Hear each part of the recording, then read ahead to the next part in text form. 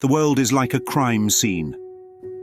The weapon was a thought, not a bullet, not a fist, not a warhead or a headline, a thought. One thought. I am separate. And that thought wasn't whispered, it detonated. It split the indivisible into opposites, into attacker and attacked, into victim and perpetrator, into me and not me. The crime wasn't committed in the world. The world is the crime, the fallout from that single mental detonation. A thought that imagined what it would be like to leave wholeness, and then built a set to prove it happened. Time became the alibi. Time says, this happened long ago. I wasn't there. I didn't do it. I just inherited the mess. So the guilt gets deferred. The case goes cold. But the sentence never ends. Space became the hiding place. Every fragment now lives in a different drawer. The mother wound, the betrayal, the body, the trauma, none of it connected. So the mind becomes a file cabinet labeled me, full of scattered evidence and no continuity. And every room becomes a crime scene waiting to be reprocessed. Memory fabricates the witness reports. And not because it's trying to lie, but because it's trying to survive. Memory holds a torch in the dark and draws shadows on the wall. It swears they're real, but the torch is shaking. Every retelling warps the story. The names change, the motives shift, the screams get louder. And the only thing that stays consistent is the belief that something did happen, even if no one can say for sure what.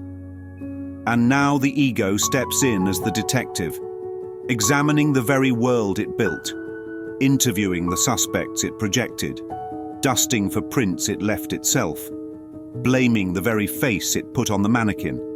It leads the investigation but hides the real file, because the perpetrator is never out there. It's the belief in separation, in being something other than love. Even the evidence is fragmented. Like a mirror smashed and scattered, we pick up each piece thinking it tells the whole story.